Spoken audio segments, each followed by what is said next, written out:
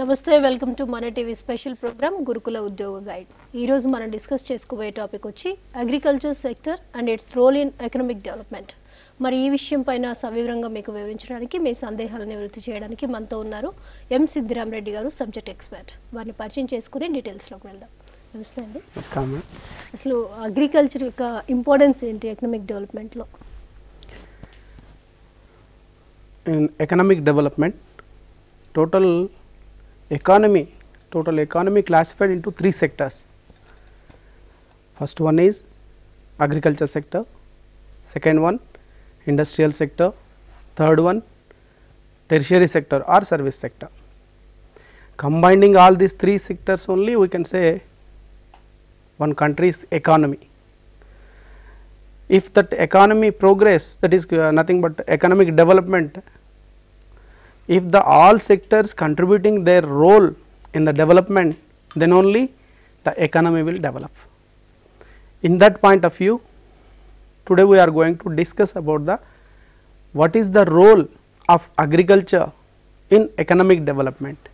That part we are going to deal. The importance of agriculture in Indian economy. First we will discuss that.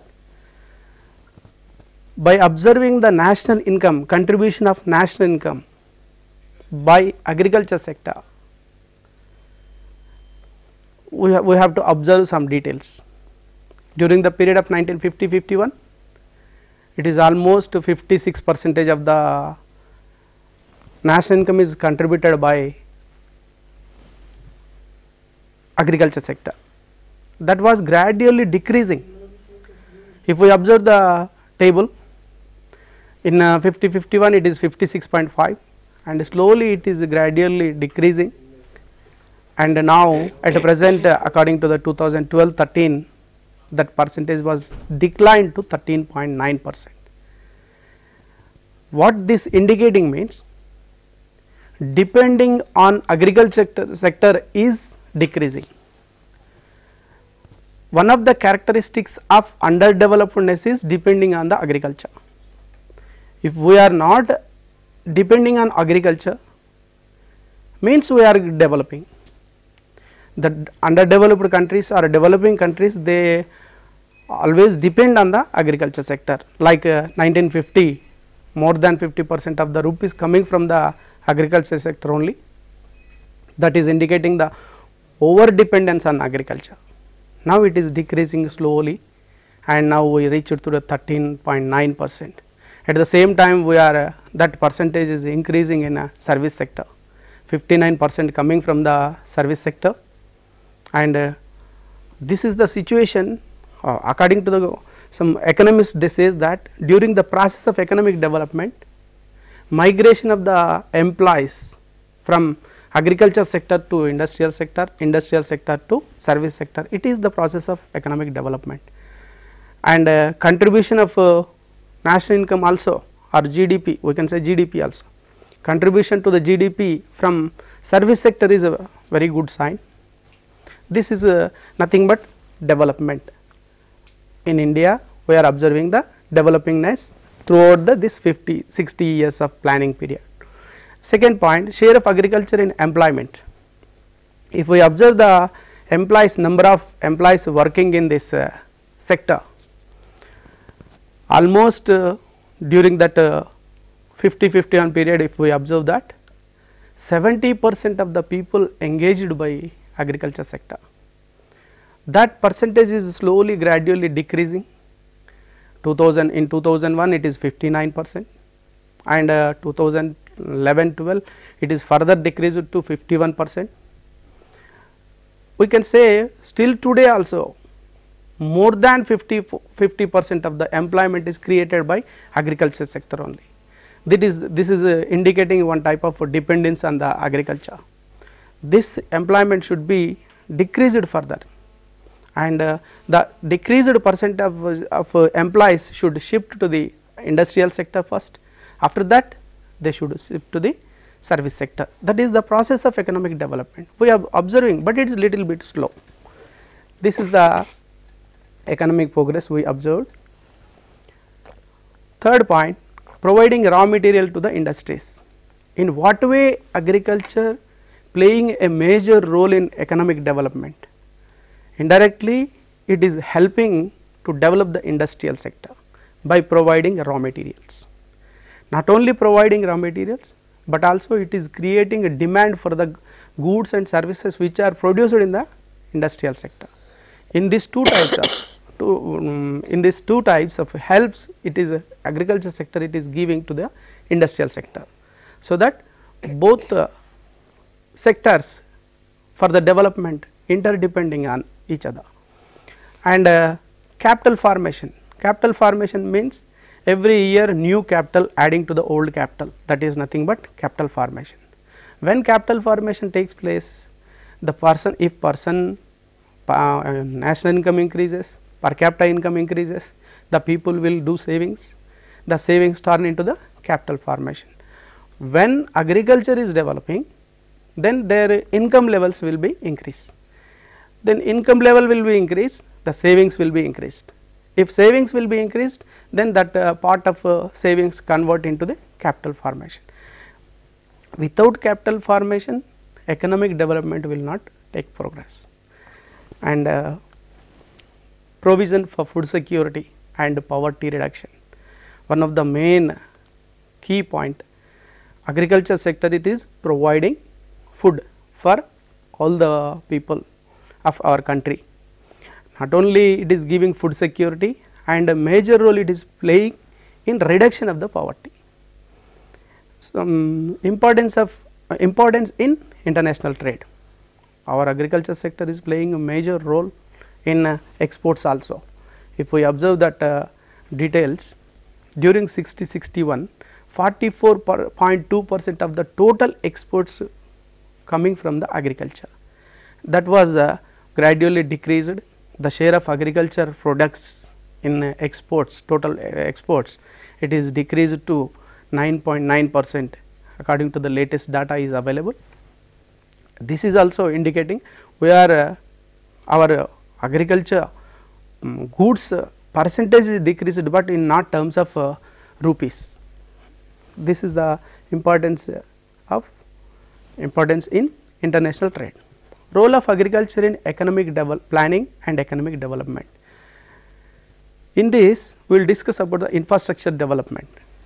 Infrastructure development means roads, banking services, insurance services, and communication facilities, and all these electricity, irrigation facilities all comes under this, and government is concentrating to provide this all infrastructure facilities to develop the country. With the help of this infrastructure facilities, agriculture sector is also developing. Along with agriculture development, country's economic development will be also progress.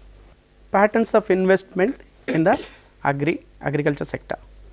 If we observe during the total planning period since 1950-51 to present 12th plan, more or less 18% to 31%.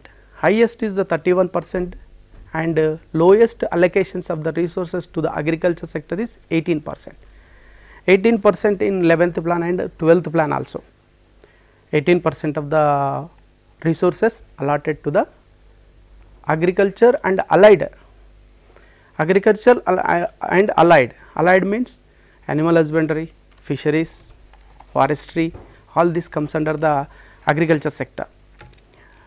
This is the allocations which we allotting to the agriculture sector, resources allotted by the planning commission. Okay. This indicates the importance of the agriculture's development. More or less we are allotting up to 31%. First plan given priority to the agriculture sector. So, highest allocations made in first plan, and the lowest now present we are giving 18%. Okay. Next we will discuss about the cropping pattern. In economic growth, importance of the agriculture, we are discussing that. In that first point we have observed that investment patterns, how the investment patterns made by the planning commission towards the agriculture sector. And now we are observe that cropping pattern and its determining factors. What is the meaning of cropping pattern? Cropping pattern means a proportion of area under the cultivation of different crops at a point of time, and change in this distribution over a period of time. This is called cropping pattern. What type of crops are growing, what is the percentage of rice and what is the percentage of wheat, like that. So many crops are there, that is cropping pattern. And what are the determinants factors of that, we will discuss one by one. First we will observe that crops during 1950-51, the food grains are 74%, food grains 74% and non-food grains 26%. The crops are classified into two types, food grains and non-food grains. Food grains, rice, wheat, cereals, square cereals and pulses, all this comes under the category of food grains. Non-food grains, oil seeds and sugar cane, jute, cotton, all this comes under the non-food grains. During the period of 1950-51, 74% of the cropping area is belongs to food grain and remaining 26% is non-food grain. If we observe that 70-71, there is no change in the percentage. During the 20 years there is cropping pattern is not changed, and if we observe 70-71 to 2010-11, that 40 years of period, little bit decrease we observe in food grains, 74% to it is decreased to 66%, and at the same time non-food grains percentage is increased from 26 to 34%. It is indicating that we are shifting from food grains to non-food grain, maybe slower percentage, but little bit change we observe in that cropping pattern, changing in the cropping pattern. What are the determinants and what are the elements involved in to decide the change the food crops or non-food crops? We will see area under major crops. If we observe minute things, food grains, in food grains also if we observe cereals are playing a dominant role. Out of 97 million hectares of food grains in 50-51, 78 million hectares going towards the cereals playing main role, and in coir cereals also. Next non-food grains, if we observe the non-food grain, oil seeds are playing a major role in 50-51. In 2012-13 also cereals are playing major role, 80%, almost same percentage. In this point of view we should discuss that in food grains what is the dominated grain, cereals, like that we have to observe in examination point of view. In non-food grains, what is the exactly percentage which is contributing more, oil seeds are playing major role in 26.5%. In this way we have to study this tables message. And now determining factors of cropping pattern. Determining factors of cropping pattern. First one is natural factors. Natural factors means soil, fertility of the soil, availability of the water, and climatic conditions. All this comes under the category of natural factors. Natural factors plays dominant role in deciding the cropping pattern. Which crop should be grown based on the natural factors only farmers can decide. Social factors also play some major roles. Social factor means customs and traditions. Some people they follow same traditions, that is why over a long period of time the people they do not want to change their pattern of cropping. So that leads to same cropping pattern will be observed so many years. Social factors, because of illiteracy, because of traditions they follow, the customs they use in that area, all these elements also influence the determining the cropping pattern. Historical factors also play major role. Historical factor means some landlords those who are having high huge amount of in terms of hectares, they are having thousands of acres or the hundreds of acres, they used to cultivate non-food grains. The person, those who are having marginal land, small farmers, not even they are having more than 2 acres. This type of land holdings, who are having these farmers, that type of farmers cultivate only food grains, they prefer more food grains. In if we observe in India, 85% of the farm land holdings comes under the category of small farmers and marginal farmers, those who are having not more than 2 acres. 85% of the land holdings are comes into the, then obviously we will go for food grains. That is also deciding factor in cropping pattern. Next, economic factors. Economic factors also influence the cropping style, prices and incomes of the farmers, price fluctuations and profits, and government influence in the prices, and all these economic factors also decide. If by growing one type of crop, if we are getting more money, that farmers can go towards that crop. That is the change of the cropping pattern with the factors that influenced by economic factors. Government actions also leads the changing into the cropping pattern in by giving subsidies, by giving credit facilities, by to encourage some type of crops they are giving subsidies. We observe in drought conditions to encourage the farmers towards the agriculture non-food crops, and that type of not for rice and going for maize, like that. To encourage them, they are giving subsidies to the seeds and providing credit facilities at lower interest rates. This type of actions also change the farmers from one crop to another crop. This is also one type of influencing factor in deciding cropping pattern.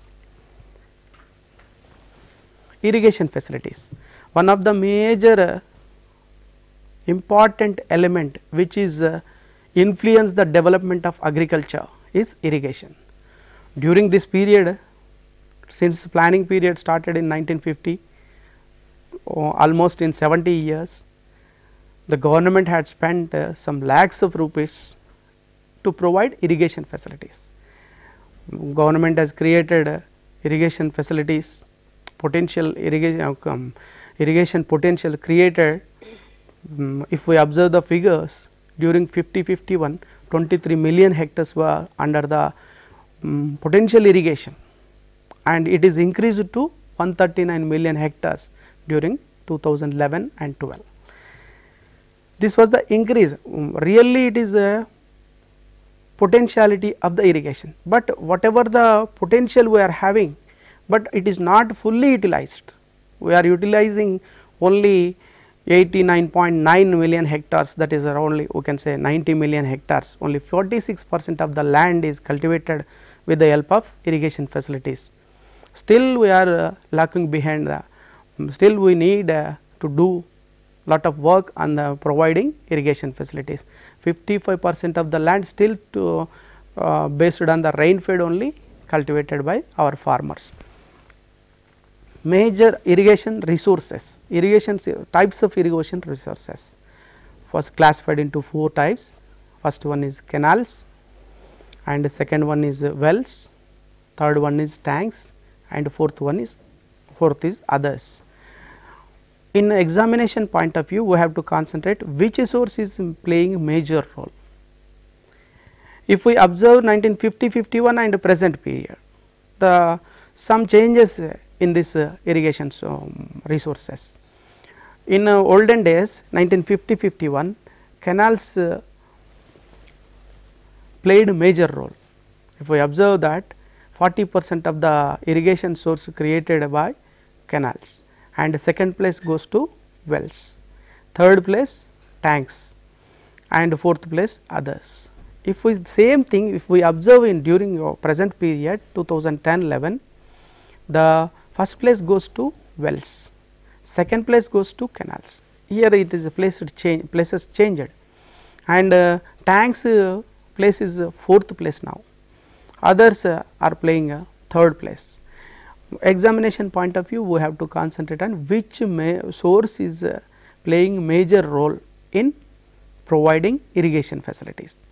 Now, according to the latest data, it is first place is wells. We observe that tube wells are growing day by day. Every year we are observing some lakhs of bore wells are digging, and we are creating our own sources. In that way, wells are playing major role in providing irrigation facilities. Then agriculture production and productivity trends. If we observe agriculture production and productivity trends, agriculture productivity means productivity of a crop is measured by the average production of that crop per hectare of the cropped area.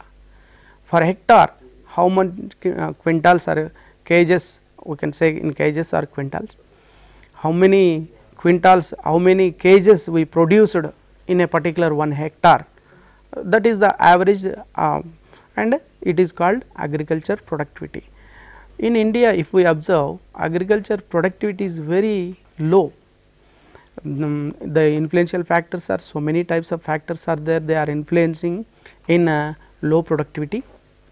Agriculture production, if we observe the agriculture production during the same period 1950 to 2010 to 11, during this 60 years of period, if we observe, in 50-51 our food grains production is 51 million tons, that is now it is increased to 254 million tons. It is further, according to the 2012-13 data, it is 264 million tons. It is increased to 264 million tons in the point of view of food grains.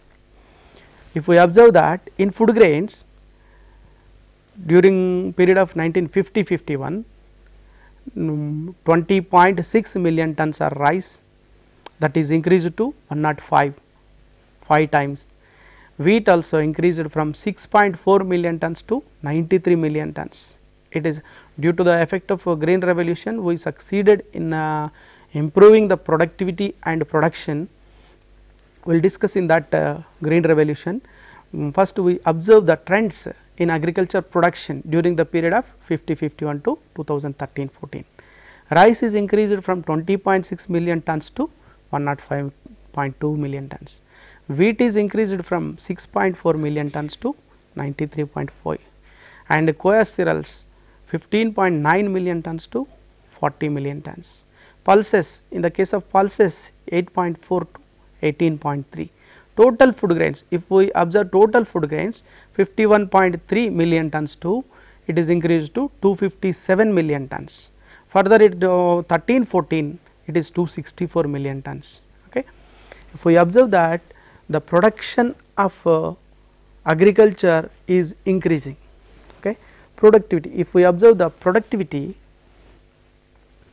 in case of non-food grains, that is oil seeds 6.2 million tons to 30.9 million tons. Sugarcane also it is increased from 57 million tons to 341 million tons.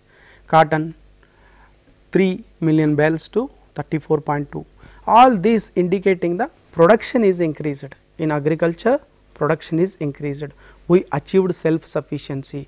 During the period of 1950-51, starting period of planning, we imported the food grains from other countries. We depended on other countries, but now we are able to export our food grains to the other developing countries.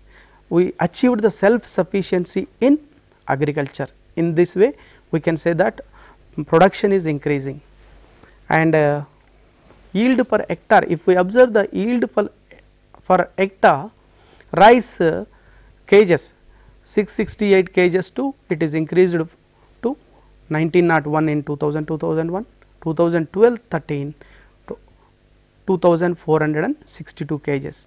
But potentiality of the hectare production in India it is 4000 kgs, but we are not reached the potentiality. And whereas in the case of wheat, it is 655 kgs, it is increased to 3118 kgs. It is also having potentiality of the for hectare is 6000 to 6800 kgs. Still we have to do more to reach the potentiality. Pulses, in the case of pulses, it is not much increased, 441 kgs to 786 kgs. In the case of total food grains, 552 kgs to 2125. In oil seeds and non food grains also we observe some development. All these indicates the productivity of 1 hectare and of regarding major crops. Next, what are the main causes for the low productivity in agriculture? We have to discuss about the why we are having low productivity in agriculture. The main causes are classified into general causes, institutional causes, technical causes, and first general causes. We will discuss general causes. Social environment. Social environment also influencing the productivity of crops for hectare. Social environment means illiteracy, superstitions, and customs they are following. This type of situation is prevailing in our surrounding areas, that leads to low productivity. And the second one is population pressure on land. Every year by year, if we are observing that population is increasing, and it is leads to overburden on agricultural land. Every year they are distributing the land among themselves, and it is subdivided and fragmentation has been taken place, and average land holdings is less than 2 acres. This has happened in that because of population pressure on land. Land degradation. Land degradation in 43% of the land is degraded. The quality of land is degrading year by year due to many factors. That is also one of the leading factor in low productivity. Inadequate infrastructure facilities, there is no sufficient infrastructure facilities available to the agriculture. Infrastructure facilities means road facility, transport, that means a transport facility, storing facility, and communication and information regarding prices, and using new techniques, seeds, and what are the new changes in that. All this is not available to the agriculture sector. These 4 comes under the category of general causes, and institutional causes for low productivity. Land tenure system. In India, land tenure system under the name of Jamindari, during the Britishers they started Jamindari system under Permanent Settlement Act, and Jamindars they are having thousands of acres in their own ownership, and they give to the farmers, those who till that land tenure system, and they collect the rent. There is no regularity of the rent. So, the interest of farmers have been evaporated by the steps taken by the Jamindars. This type of steps also, that Jamindars are absentee landlords. They won't take proper steps to improve the quality of land. This leads to low productivity. Size of holding, size of land holding. It is every year it is decreasing size of land holding by subdivision and fragmentations. This type of steps leads to the decreasing the size of land holding. A small land holdings, it is not economically viable. It is not economically to increase their productivity, it is not suitable. To apply new techniques, it is not suitable. If we are having large land holdings, at least more than 5 acres or more than 10 acres, like that, we can implement some new techniques. Whereas the people they used to have half acre or 1/4 of acre, not hectare. that leads to so many problems. They won't implement the new techniques on that, they won't use the technology in that, that leads to low productivity. Lack of entrepreneurship among the farmers, there is no competition, among the farmers there is no entrepreneurship, they won't organize their firm to increase their profits or increase to their income levels. That one that is also one type of cause for the low productivity. Deficiency in investment. Every year if we are observing, in first plan we 31% of the resources allocated, and later it is slowly decreased. Deficiency in of investment to provide infrastructure, our resources are going towards the service sector and infrastructure sector. So, lack of investment, we are not giving sufficient investments towards the agriculture. This is also one of the reason for low productivity. This 4 comes under the category of institutional causes. Third one, technical causes. Poor techniques of production. Our farmers are using old techniques in the cultivation. So, whatever the practices before 50 years, there is no much changes in that.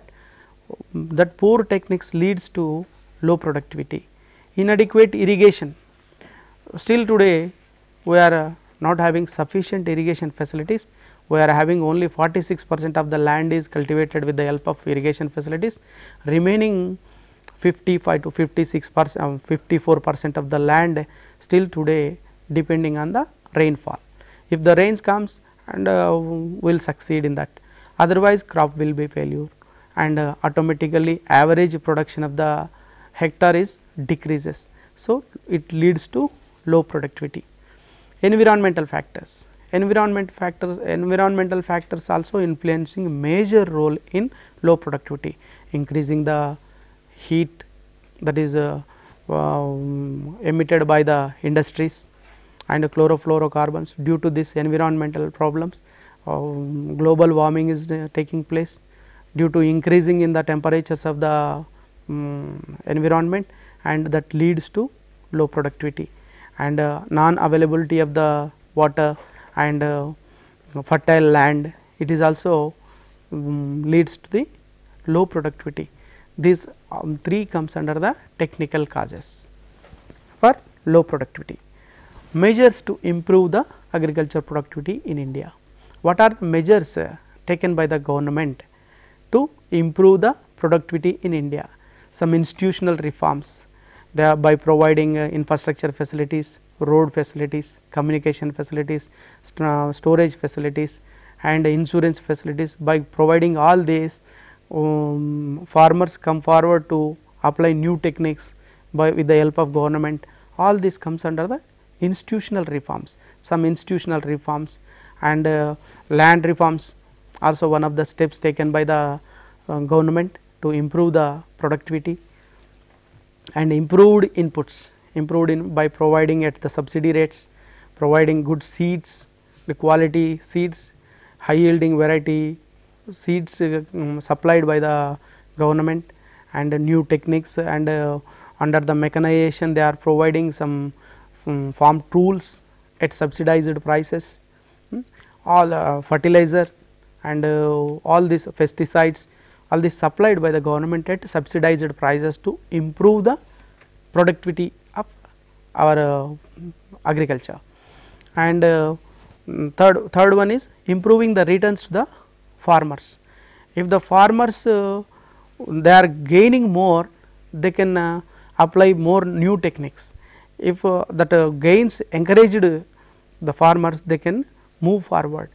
To increase their income levels, government has to support with the help of minimum support price, and by giving subsidies and providing credit facilities at lower interest rates. All these improve the returns of the farmers. That is also encouraging factor to the improve the productivity of land. Management by giving some training programs, the farmers should be learn some new techniques, how to manage their resources, how to manage in which type of crops they should grow, and what type of methods they should follow. This type of management is necessary for the improve the productivity of land.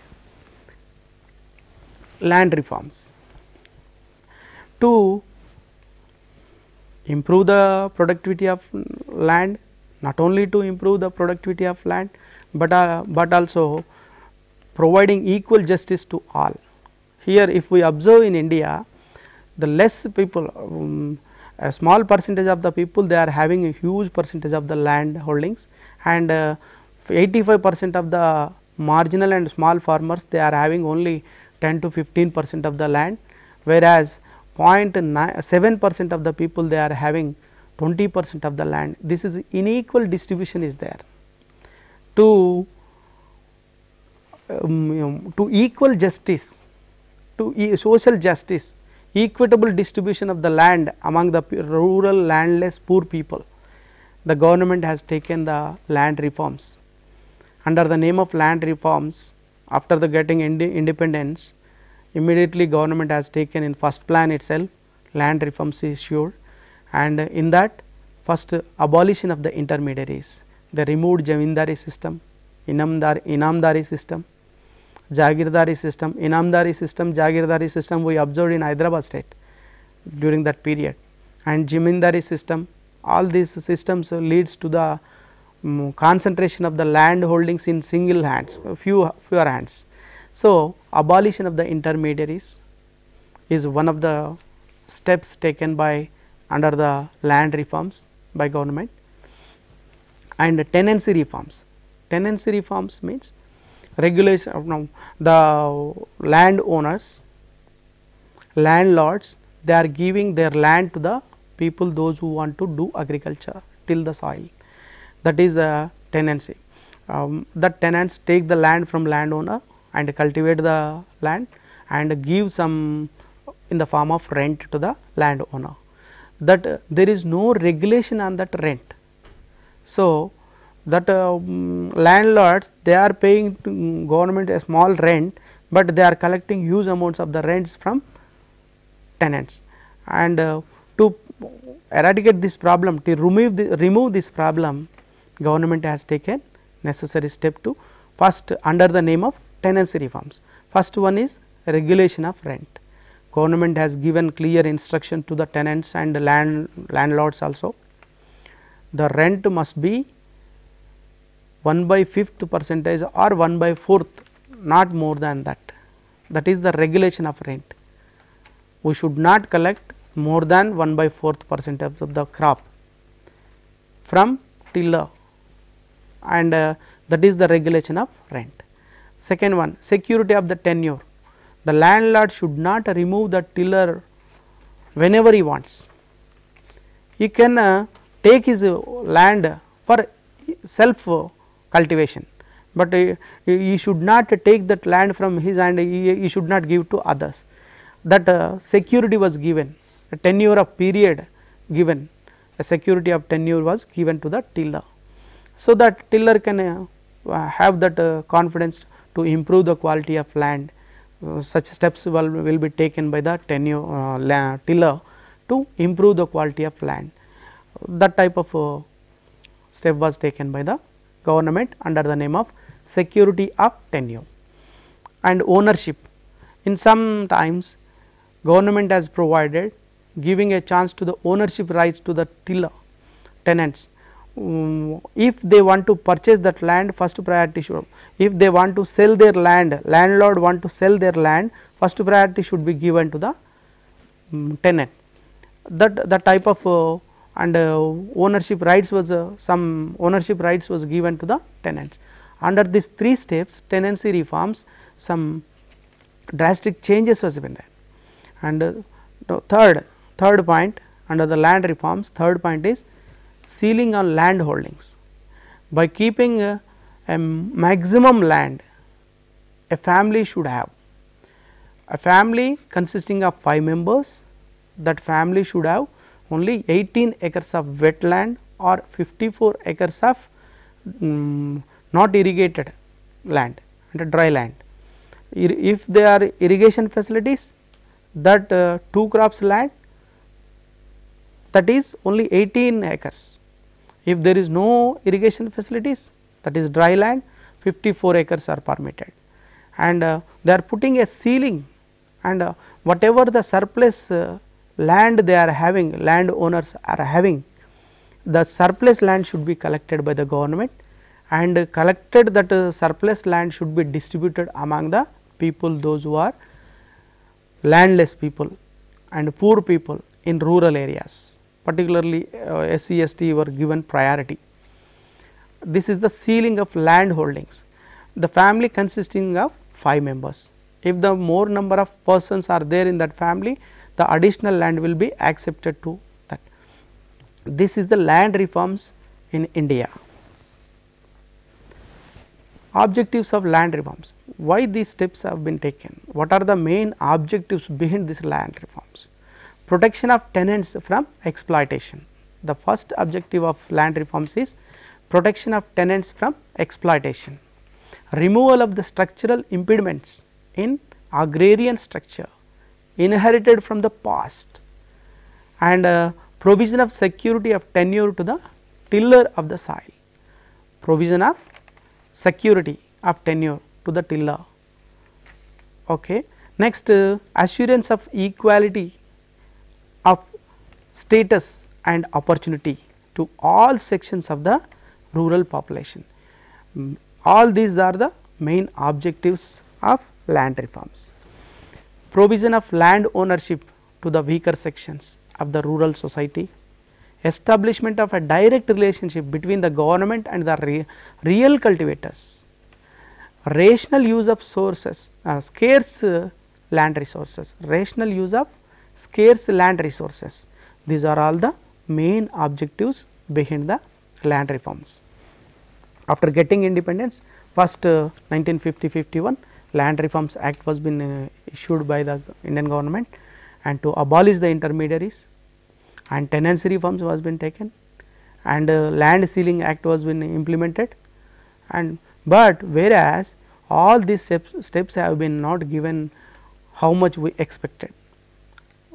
What are the reason behind this? Reason for the poor performance of land reforms. Reason for the poor performance of the land reforms. Loopholes in the acts. There are some acts are there. There are so many loopholes in that acts. If the landlord approached the court, that court will not decide as possible as early. It prolongs from years, and the main purpose of that act is diluted. Loopholes in the acts, and lack of political will. Politicians also, they didn't shown that much interest to collect the surplus land and distribute the among rural poor people. They won't involve in with the landlords because of some problems, their personal problems, maybe because of power, that political people, they won't interfere in the landlords. They indirectly supported the landlords. And passive nature of the beneficiaries. The beneficiaries, who are beneficiaries in land reforms? SC, STs and weaker section of the people, rural poor people. They do not know how to implement, how to ask the government, and how to get their rights. So, this type of nature is also leads to poor performance of the land reform. Bureaucracy, and some bureaucrats also, they not cooperated to the rural poor people, they supported to the landlords. This type of situation is also leads to poor performance. Legal hurdles. Exemptions were given in that land reforms. If that land is under the fruit or plantations, tea plantation or coffee plantation, like that, there is no limit. So, that type of loopholes, that type of exemptions utilized by the landlords. By taking some legal actions also, they put like that, some legal hurdles also objected the performance of land reforms. Non availability of the land records. At that olden days, they won't recorded properly, land records are not available to them. That is why they put their names, others name, their land on others name, like Benami names. Under the name of Benami they registered, and they do not have shown that their actual possession. This type of steps, because of the non availability of the land records, the landlords have been approached this type of methods. And disparities in the acts, different states are this state subject, this is the concept state subject. Different states has enacted the different laws. There is a difference between one state act to another state, that loopholes have been utilized by the landlords. Delay in the follow up action, the follow up action is also not that much speedily. If the surplus land is calculated, that surplus land is not taken by the government, and if they taken, that is not distributed to the people, and that delay in the follow up action also leads to poor performance of the land reforms. And next we will move to green revolution and its impact on Indian economy. What is the meaning of green revolution? Using high yielding variety seeds HYVP and along with irrigation facilities, pesticides, fertilizer, new technology, with the help of all this group of package, all this leads to increase the productivity of land, that is called green revolution. With the help of green revolution, we increased the productivity of land, and by adapting the new techniques, using high yielding variety programs and using pesticides, fertilizer, irrigation facilities, by using the intensive techniques to improve the productivity of land, that such steps combinedly, package steps have been combinedly called green revolution. With the help of green revolution, we succeeded in growing food grains. This green revolution steps was taken, steps were started in 1960 onwards. 1960-65 first time we used all this, and we succeeded in increasing the productivity of rice, wheat, and in some vegetables, and in maize also we succeeded. This is the green revolution. What are the impacts? What are the steps taken in this green revolution? What is their impact on Indian economy? Increase in food grain production. It obviously we can say that it is leads to increasing in the production. Once again we remind that from 51 million tons to we reach now 264 million tons. This is with the help of only green revolution it is possible. And employment, such intensive activities undertaken in the undertaken on agriculture leads to increasing in the productivity, and it influenced the improvement of employment. So many opportunities was created. In this point, some economists they objected that by using new techniques and by using machines, maybe it is decreased the employment. Some economists they do not accept this. And improvement in incomes, after increasing the production of agriculture, obviously it is leads to increasing in the incomes of farmers. Improvement in the exports, also increased. A lot of exports, we are now presently able to export our agriculture products to the other countries. These are all the influential factors which is the help of green revolution. Agricultural credit and rural indebtedness. Agricultural credit, and for this what are the sources for the agriculture credit? What are the main sources for the agriculture credit? There are two types of agricultural credit sources. One is non-institutional sources, another one is institutional sources. Non-institutional sources, first we will discuss about the non-institutional sources.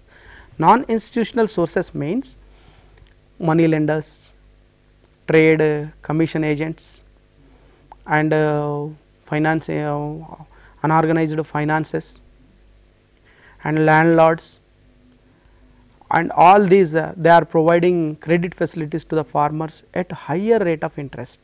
this type of sources comes under the category of non-institutional sources. Institutional sources are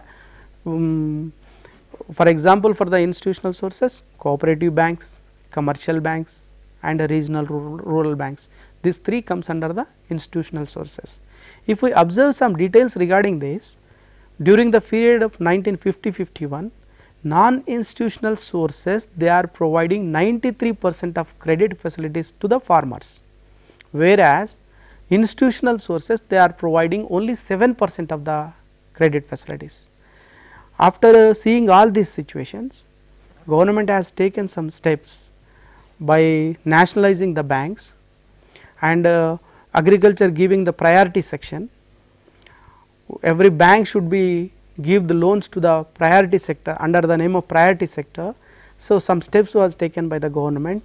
So, later we observe that during the 70s or at present 85% of the credit sources coming from the institutional sources, whereas 15% of the sources are coming from the non-institutional. It is drastically declined.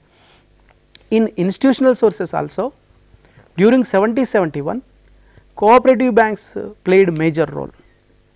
After the nationalization of the commercial banks and establishing the rural banks, regional rural banks in 1975, these two now presently they are providing more than cooperatives.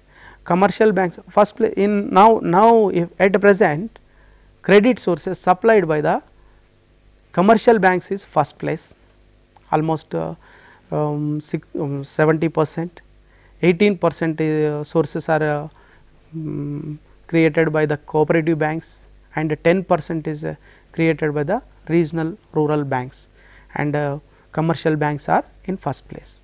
We observe in examination point of view major sources of agriculture credit and which one playing major role.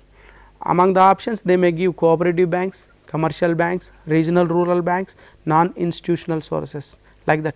We have to opt that commercial banks. Presently highest percentage of the loans provided by the credit facilities provided by the commercial banks. This is the agricultural credit, and next we will discuss about the rural indebtedness. Before going to the rural indebtedness, we will discuss one more apex bank which is giving credit facilities to the agriculture sector is NABARD, which is established in July 1982. Okay. NABARD means National Bank for Agriculture and Rural Development. It is the supreme bank for credit facilities. It is refinance the banks, those who are giving to the agriculture finance. It is it gives loans to the state bank, state governments. It is provide the loans to the financial institutions who are supplying the credit facilities to the agriculture. All this leads to NABARD is playing apex role by RBI establishing one apex body for creation of credit facilities to the agriculture. This is a NABARD. Okay. So Siddirama Reddy garu, ఇప్పటిదాకా మనం చెప్పుకున్న topics నుంచి గురుకుల విద్యార్థులకు ఎలాంటి questions వచ్చే chance ఉంది ఎగ్జామ్లో? ఇప్పటి వరకు so far we discussed some points regarding credit sources